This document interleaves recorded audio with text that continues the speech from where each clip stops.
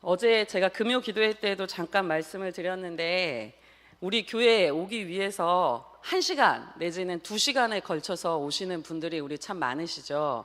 요즘 제주도 갈 때에도 1시간 반 정도만 비행기 타면 가거든요. 그러면 여기 오실 때 어떤 분은 제주도에서 온 것처럼 혹은 제주도에 간 것 같은 거리에서 오시는 분들입니다.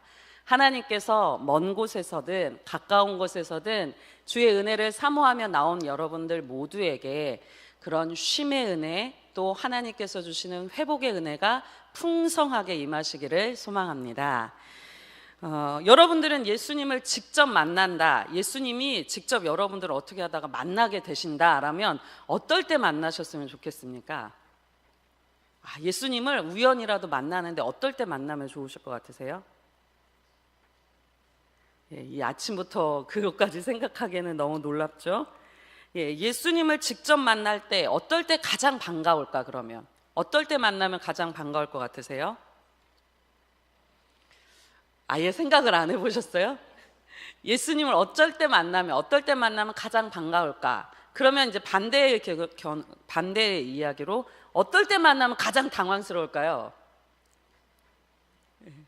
내가 막 죄 짓고 있는데, 막 죄 지으려고 나쁜 마음 품고 있는데 그때 딱 나타나면 정말 무서웠겠죠? 또 어떨 때 좋을까요? 한번 이렇게 너무 이제 다들 거룩해지셔서 상상력을 발휘를 하지 않으시는데 상상력을 한 번씩 발휘해 보세요. 내가 예수님이 어떨 때 만나면 반가울까? 예수님 만나면 어떨 때 반가울까? 한번 생각해 보셨으면 좋겠는데 만날 때 반가울 때가 있고 또 여러 상황들이 있겠죠. 근데 내가 준비가 되었을 때 만날 때가 제일 반갑겠죠. 그렇죠? 내가 이제 교회에 나오려고 이렇게 예쁘게 차려입고 했는데 예수님을 집 앞에서 만났다. 그러면 얼마나 좋겠어요. 그렇죠? 이런 것처럼 사람들이 내가 준비되었을 때 만나면 예수님이 정말 반갑게 느껴질 것입니다. 근데 사람들이 당황하는 때가 있죠. 어떨 때 당황합니까? 제가 앞에서 말씀드렸죠? 준비됐을 때 반갑다. 그러면 당황하는 때는 언제? 준비되지 않았을 때. 역시 아침부터 준비되지 않았을 때 만나면 다들 당황하게 되어 있습니다. 그래서 사람들이 당황하는 이유는 준비되지 않았을 때. 그래서 예수님께서 그렇게 말씀하시잖아요. 예수님께서 오실 때 우리가 당황하지 않도록 깨어서 기도하면서 있으라고 말씀하시잖아요. 다른 게 아니에요. 언제 오실지 모르지만 언제든 준비를 하고 있어야 합니다. 준비하고 있지 않으면 당황하게 되고 또 당혹스럽게 됩니다. 오늘 예수님과 함께 늘 함께 머물렀던 제자들이 그분께서 베푸신 기적을 옆에서 같이 경험했던 그 제자들입니다. 근데 이 제자들이 그렇게 예수님하고 늘 같이 있었고 바로 몇 시간 전까지만 해도 예수님께서 베푸신 기적을 경험을 했는데도 불구하고 예수님을 만났는데 19절에서 보면 뭐라고 얘기합니까? 19절 말씀 잠깐 보세요. 19절에서 보면 뭐라고 기록하고 있습니까? 예수님을 만났더니 사람들이 뭐 했대요? 두려워했대요. 놀랍지 않습니까? 방금 전까지, 아니 몇 시간 전까지 예수님하고 함께 있었던 제자들인데 예수님을 만나니까 두렵다라고 기록을 하고 있습니다. 제자들이 예수님을 두려워한 이유가 있겠죠. 그러면 왜 두려워했겠습니까? 아까 말씀드렸죠. 준비되지 않았으니까. 예수님이 늘 보던 모습으로 그렇게 오시지 않았기 때문입니다. 우리가 교회에 올 때 어떻게 오세요? 차 타고 오고 지하철 타고 오고 걸어오고 이렇게 여러 가지 방법으로 옵니다. 근데 여러분들이 그렇게 교회에 오는데 저쪽에서 누군가는 둥둥둥둥 하늘에 떠서 온다. 그러면 여러분들은 어떻게 하겠어요? 그걸 보면서 저렇게도 오는구나 생각하시겠습니까? 놀라지 않겠습니까? 예수님의 제자들도 마찬가지입니다. 평상시 예수님께서 걸어 다니시고 움직이시던 방법으로 오시는 것이 아니라 지금 제자들은 풍랑이 있는 큰 바람이 부는 이 바다 한가운데 있는데 예수님이 이 바다 위를 걸어서 오시는 것입니다. 그러니까 이 예수님이 오시는 이 모습을 보고 제자들이 두려움에 사로잡힌 것입니다. 우리가 이 예수님이 정말 그 늘 보던 모습으로 오시지 않으니까 바다 위로 걸어오시니까 제자들이 두려워합니다. 그 바다가 잔잔한 바다도 아니고 큰 파도가 이는 바람이 부는 바다 위로 걸어오시는 분을 만나니 제자들이 두려워합니다. 근데 몇 시간 전, 그러니까 우리가 혹시 이 자리에 앉아 계신 분들 중에는 수요 기도에 참여하셨던 분들도 계시는데, 수요 기도회 때는 우리가 이 말씀 바로 앞부분을 살펴봤습니다. 오병이어의 기적이 있었던 사건이거든요. 그러면 이 오병이어가 있고 나서 그날 밤입니다. 그러니까 오늘 아침에 뭔가를 경험했다면 점심쯤이라고 생각할 수 있겠죠. 바로 몇 시간 전만 해도 예수님께서 보리떡 5개와 물고기 2마리로 사람들을 5,000명, 남자만 5,000명, 약 한 10,000명쯤이다라고 추측해 볼 수 있는 인원들에게 먹을 것을 공급해 주셨습니다. 바로 이 모습을 봤음에도 불구하고, 그 기적을 베푸는 현장에 있었음에도 불구하고, 예수님이 그런 기적을 베푸시는 분이라는 걸 제자들이 몰랐겠습니까? 제자들은 이 외에도 수많은 기적들을 경험했습니다. 죽은 자가 살아나는 것도 보았고, 물이 포도주로 바뀌는 것도 보았던 사람들입니다. 그렇게 수많은 기적을 경험했는데도 예수님이 물 위로 걸어오시는 것을 보고 두려워합니다. 왜 그렇습니까? 그들이 예수님이 어떤 분인지 잘 알지 못했기 때문입니다. 예수님이 가까이 올수록 제자들이 두려워한다라고 19절에 기록하고 있습니다. 예수님이 저쪽에 계실 때는 유령인가 하다가 이렇게 오니까 두려워하는 제자들의 모습을 봅니다. 예수님이 가까이 계신데 두려워한다라고 기록하고 있습니다. 예수님이 누구신지 몰라서 이 모든 것들을 바라보면서 우리가 깨닫는 것이 있습니다. 예수님을 잘 알지 못할 때 우리가 두려움에 사로잡힐 수 있다는 것입니다. 그렇다면 우리가 이 반대의 의견을 한번, 반대의 경우를 생각해 볼 수 있습니다. 예수님을 잘 모르니까 예수님이 가까이 계시는 데에도 두려움이라는 결과를 낳는다면, 예수님에 대해서 우리가 바르게 알고 있을 때, 예수님에 대한 참된 지식을 갖추고 있을 때, 예수님이 어떤 분이신지 잘 안다면 우리 안에 두려움이 자리 잡지 않게 된다는 것입니다. 우리는 살아가면서, 세상을 살아가면서 냉혹한 현실을 마주할 때가 참 많습니다. 우리를 두렵게 하는 것들이 있고 우리를 어려움에 빠지게 하는 것들이 참 많습니다. 우리 안에 풍랑이는 바다처럼 그렇게 요동치는 상황 가운데 놓일 때도 있습니다. 그러나 우리 예수님은 어떤 분이십니까? 예수님은 제자들이 오병이어의 기적의 현장에도 참여하게 하시고, 그리고 풍랑이는 바다에서도 그 풍랑을 건너서 제자들에게 가시는 분이십니다. 풍랑이는 바다 위를 걸어오셔서 제자들을 구원하시는 예수님, 이 예수님이 바로 우리의 예수님이십니다. 예수님에 대해서 참된 암, 예수님을 바르게 할 때 우리 안에 두려움이 사라질 수 있습니다. 혹여라도 이 자리에 나오시면서 기도의 제목들을 가지고 오고 또 삶의 자리에 걱정거리와 염려를 가지고 나오신 분들이 계신다면, 이제는 그 걱정과 염려를 예수님을 믿음으로, 예수님을 바르게 알므로 두려움을 이제는 몰아낼 수 있는 믿음의 사람들이 되시기를 소망합니다. 예수님께서 그렇게 제자들이 바다야 사투를 벌이고 있는 그 시간에 예수님께서 오셔서 말씀을 하십니다. 뭐라고 말씀하십니까? 제자들이 두려워하고 있는데 예수님께서 내니 두려워 말라. 오늘 우리의 삶에서도 이렇게 예수님이 찾아오셔서 말씀하셨으면 좋겠습니다. 내니 두려워 말라. 너무 걱정되는 상황들이 있고 너무 염려되는 상황들이 있을 때에, 내가 돈을 모아놨으니까 걱정이 없어. 나는 내 자녀들이 잘 보살펴 줄 거야. 내가 가지고 있는 이 지위가 나를 살게 할 거야. 이래서 두려워하지 않아. 이것이 아니라 예수님의 음성, 내니 두려워 말라. 여러분들의 삶에, 또 제 삶에 예수님 때문에 두려움을 몰아낼 수 있는 믿음의 삶이 이어졌으면 좋겠습니다. 22절에서부터 이제 배경이 조금 바뀝니다. 어제까지, 그러니까 풍랑이는 바다에서 사투를 벌였던 것은 이제 전날, 그리고 그날 전날까지이고, 22절에서는 다음 날이라고 기록을 하고 있습니다. 그리고 이곳에서는 전날 무슨 일이 일어났는지 전혀 모르는 사람들의 반응이 나옵니다. 전날 예수님께서 바다 위로 걸어오는 것을 보고 두려워했던 제자들의 모습이 기록되었다면, 오늘부터의 말씀은, 그러니까 오늘 지금 이 시간의 말씀은 제자들과 달리 예수님이 뭘 하셨는지 모르는 사람들, 그 사람들이 어떻게 하고 있는지 기록하고 있습니다. 전날 예수님의 그 무리들은 예수님께서 오병이어의 기적을 베푸시는 것을 바라보았고 집으로 돌아가면서 여러 가지를 확인을 했습니다. 예수님께서 그 기적을 베푸실 때 갈릴리 해변에 배가 한 척이 있었다. 그리고 예수님이 배에 오르시지 않고 산에 가셨다. 그리고 또 제자들만 배를 타고 가버나움으로 가는 것을 이 무리들은 확인을 하고 갔습니다. 그래서 이제 그쯤 되면 거기에 예수님이 안 건너가시고 산에 계셨을 것이고 제자들은 건너갔으니까 예수님이 계시겠거니 하고 찾아온 것입니다. 근데 그 자리에 예수님이 계십니까? 안 계십니까? 안 계신 겁니다.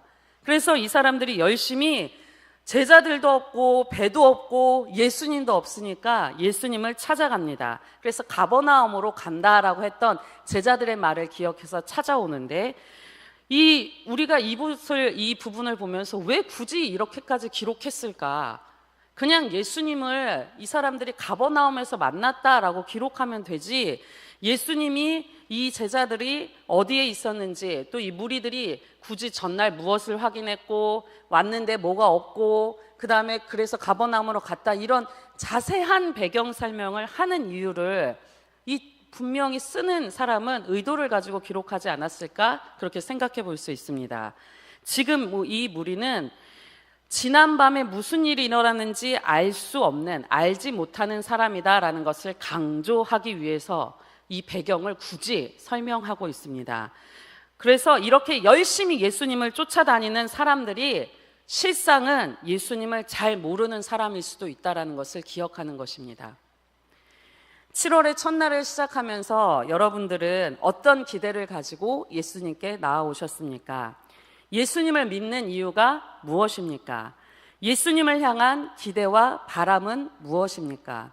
여러 가지 것들이 있겠지만 이곳에 앉아 계신 분들 중에 아무 기대 없이 예수님께 나아오는 사람은 없을 것입니다. 각자의 기대와 바람이 있을 것입니다. 마음의 공허를 채워줬으면 좋겠다. 내 삶에서 답답하게 여겨지던 문제가 해결되었으면 좋겠다.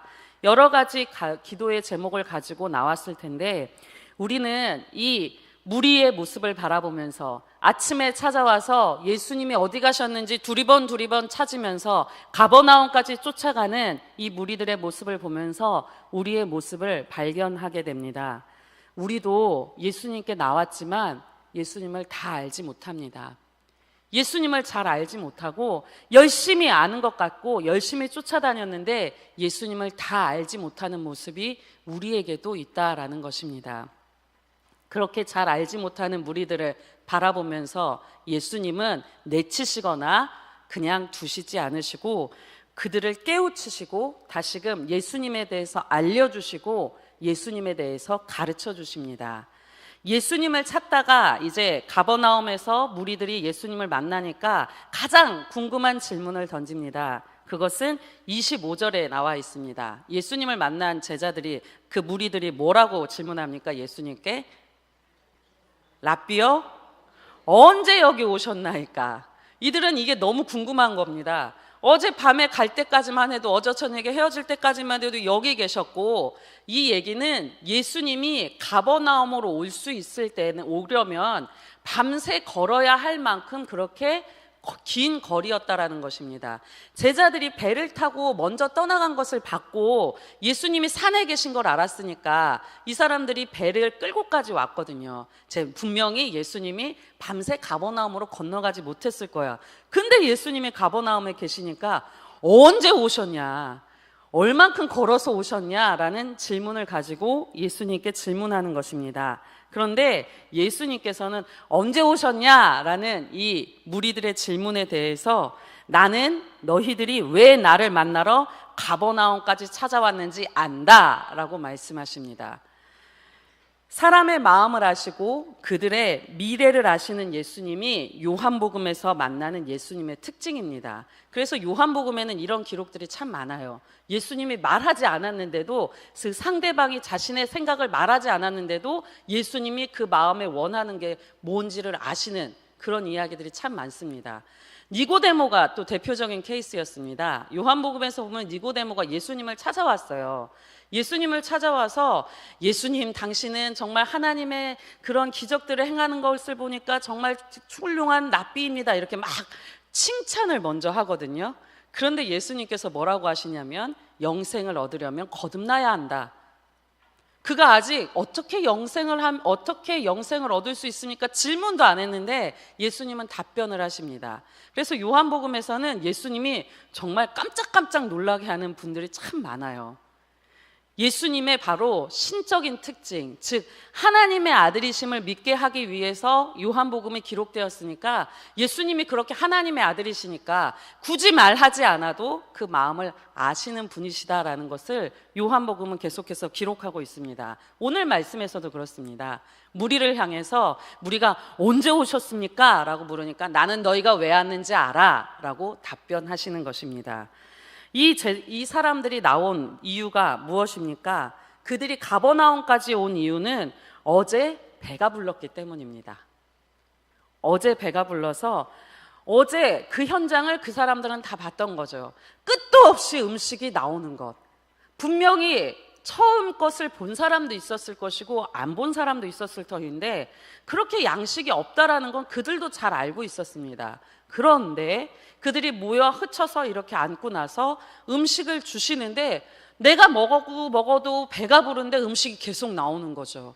이 끝도 없이 공급되는 음식을 보면서 이 사람들이 배가 불렀습니다. 그래서 이제는 눈에 보이던, 그들이 정말 눈앞에서 보았던 그 떡을 보면서 와, 예수님께 가면 그렇게 배불리 먹을 수 있구나, 예수님께서는 눈에 보이는 그런 떡을 주시는 것이구나 라면서 예수님께 나가면 그런 복을 받을 수 있겠구나 라면서 무리들이 나아온 것입니다.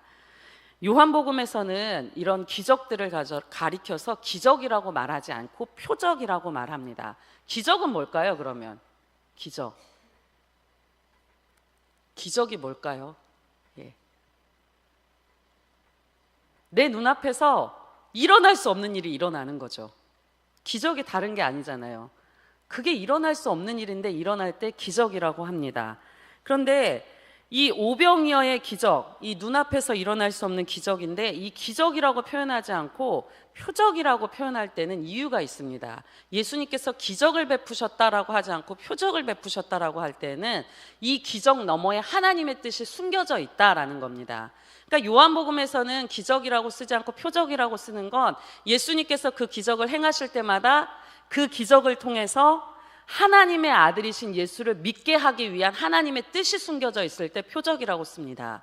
그러니까 이 표적이 쓰여져 있는데 이 어제 오병이어의 기적, 이 사건도 오병이어의 표적입니다. 이것을 통해서 알려주려고 하는 것은 예수님이 하나님의 아들이심을 믿게 하려는 것입니다. 그런데 사람들은 그것을 믿었습니까? 이 오병이어의 기적을 경험한 사람들이 하나님의 아들이시구나, 저 기적을 베푸신 거 보니까 하나님의 아들이시구나 라고 믿었을까요? 그렇게 믿지 않습니다. 그들은 저분께 가면 저렇게 우리가 배부를 수 있어, 우리의 먹을 것을 채워주시는 분, 우리의 모든 것을 채워주시는 분이야 라면서 예수님을 하나님의 아들로 믿기 위해서 나오지 않고 예수님이 뭔가를 주시는 분으로 믿고 나아오고 있습니다. 그래서 우리는 이 오병이어 사건을 이어서 이 바다를 건너신 예수님의 이 모습을 보고 이 사람들의 반응까지도 같이 보게 됩니다. 오병이어의 기적을 보고 표적을 보고 경험했던 갈릴리 사람들에게는 그 기적이 단순한 기적이 아니었습니다. 가난한 갈릴리 사람들한테 예수님이 배부르게 해주시는 것을 보면서 그들은 그들의 나라를 해방해 줄 수 있는 메시아, 그들의 배고픔을 해결해 줄 수 있는 메시아를 예수님을 통해서 바라봤던 것입니다. 그래서 예수님한테 떡을 기대하고 그 메시아를 찾아온 것입니다. 근데 그러면 이 이스라엘 사람들이 예수님한테 떡을 기대하고 나왔으니까 이 사람들이 잘못한 겁니까? 떡을 기대하고 나온 이 사람들은 무지한 사람들입니까? 우리도 예수님께 나올 때 기대하고 바라는 것이 있습니다. 예수님께 왜 기도합니까? 여러분들은 왜 기도합니까? 왜 기도하십니까? 응답받으려고 기도하시지 않습니까?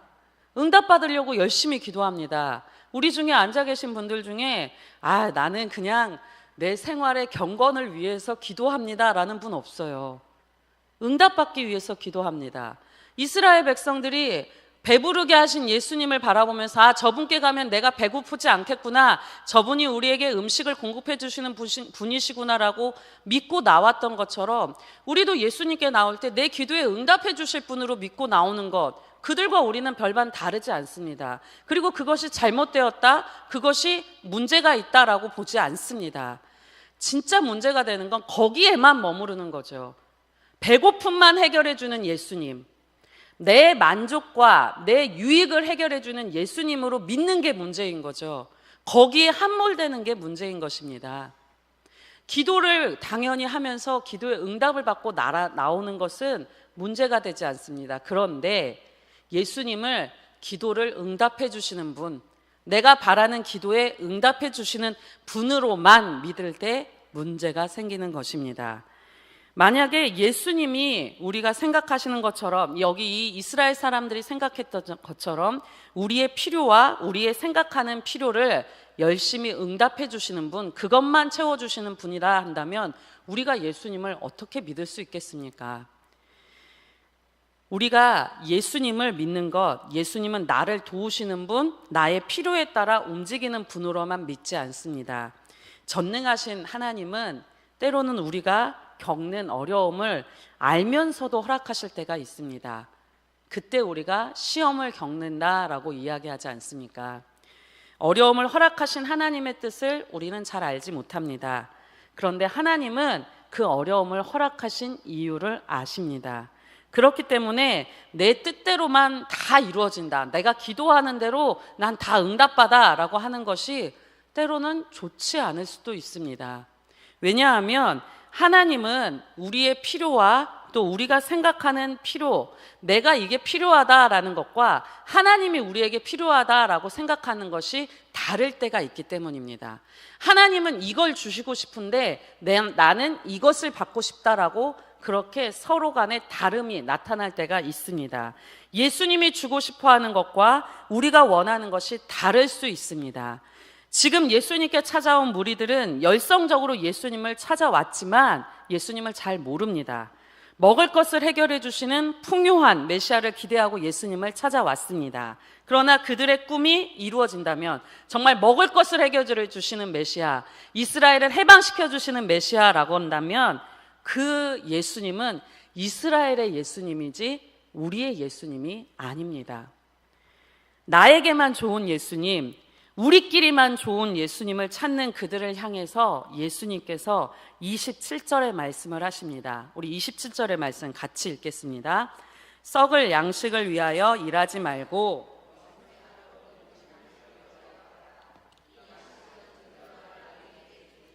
인자는 아버지 하나님께서 인치신 자니라. 아멘. 그러면 썩을 양식이 뭡니까? 썩을 양식이 무엇입니까? 그들이 잠시 먹고 배불렀던 떡입니다. 음식이 그러면 다 그렇게 무가치한 것입니까? 그렇지 않습니다. 음식은 생명을 위해서 중요합니다. 그런데 음식은 이 땅에서만 의미가 있습니다. 예수님께서 5병여의 음식을 주셨지만 진짜 주고 싶었던 것은 그들의 배고픔만을 해결해주는 그 먹고 배부른 떡이 아니라 진짜 주고 싶으셨던 것은 영생하도록 있는 양식, 즉 썩지 않는 양식을 주기를 원하셨습니다.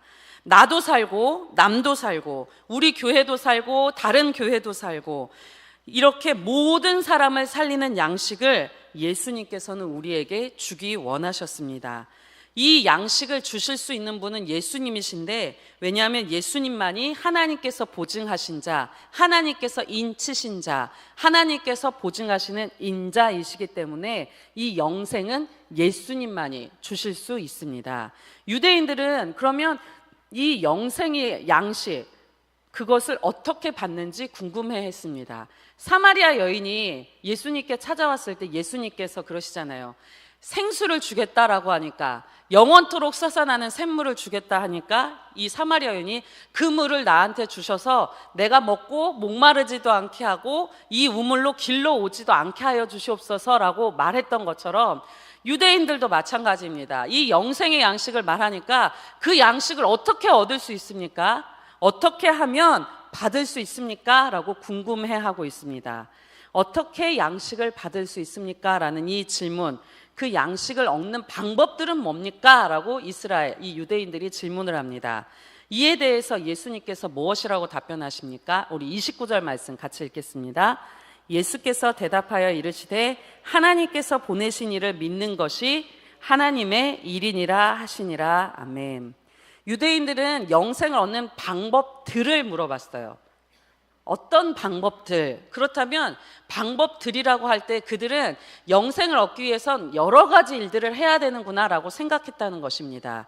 이 사람들이 이렇게 생각했던 이유는 그들은 하나님의 일을 한다, 영생을 얻는다라는 이 방법들이 율법을 실천하면 되겠구나. 그러면 율법의 계명들을 어떤 것들을 실천하면 내가 영생을 얻을 수 있겠습니까? 라면서 여러 가지 방법들을 질문을 합니다. 그런데 예수님께서 답변하시는 것은 무엇입니까? 한 가지로 대답하시죠. 예수님께서는 영생을 얻기 위한 방법 뭐라고 하십니까? 뭐 하라고? 예수님을 믿는 일.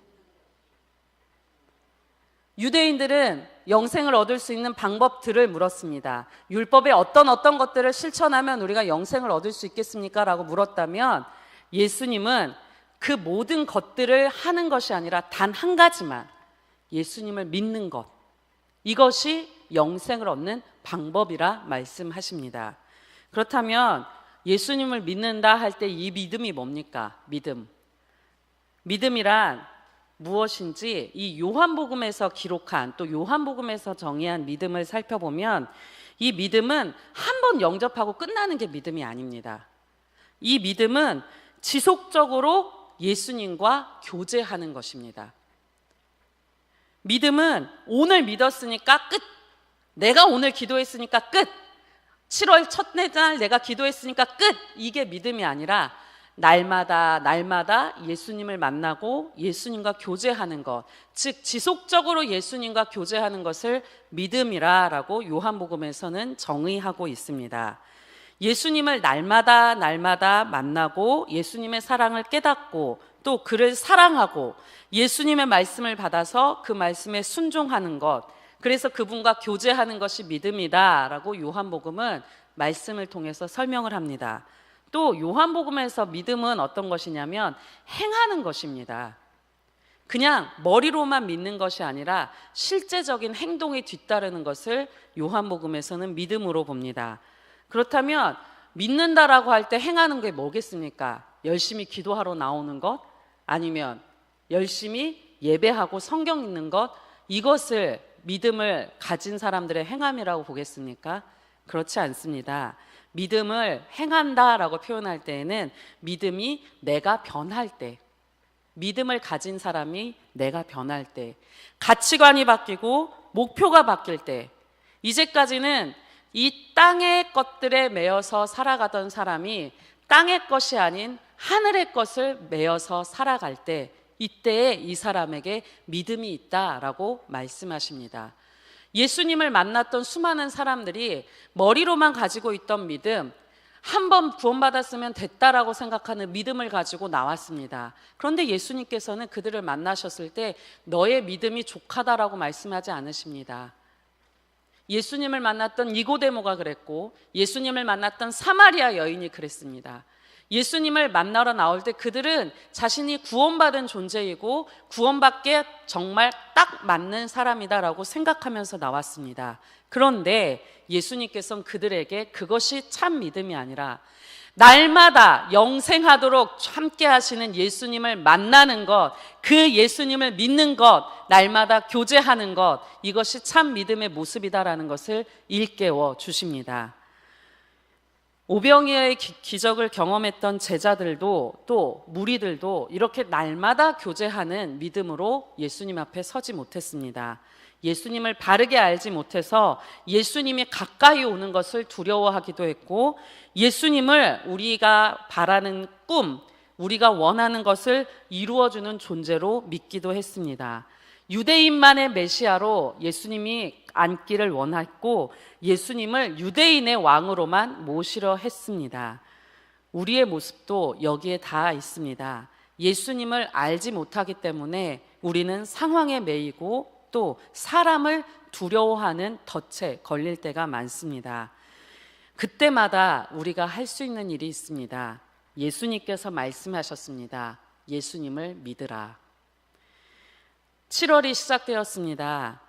이 7월 한 달, 오늘 특별히 7월 첫째 날입니다. 이 7월 한 달 우리가 어떤 사람이나 어떤 상황에 매여서 예수님을 두려워하는 자로 살아가지 않고, 어떤 사람이든 어떤 상황이든 예수님을 믿음으로 두려워하지 않는 자로 살아가기를 소망합니다. 또한 변함없이 우리에게 영생의 양식을 주시는 예수님을 믿음으로 이제는 두려움 없이 믿음의 길을 한 걸음 한 걸음 걸어가서 하나님의 자녀로서 새로운 믿음의 삶을 시작하게 되시기를 소망합니다. 기도하겠습니다. 양식, 그 이상의 양식을 주시는 하나님 아버지, 우리의 삶의 자리에서 하나님께서 주실 양식을 기대하는 믿음으로 우리가 이 자리에 나왔습니다. 썩을 양식인 나만을 위한 양식이 아니라 썩지 않을 양식인 영생의 양식으로 우리를 채워 주시옵소서. 예수님의 말씀에 귀를 기울이고 그 말씀에 순종하여 믿음이 더해지는 삶을 살게 하여 주옵소서. 예수 그리스도의 이름으로 기도합니다. 아멘.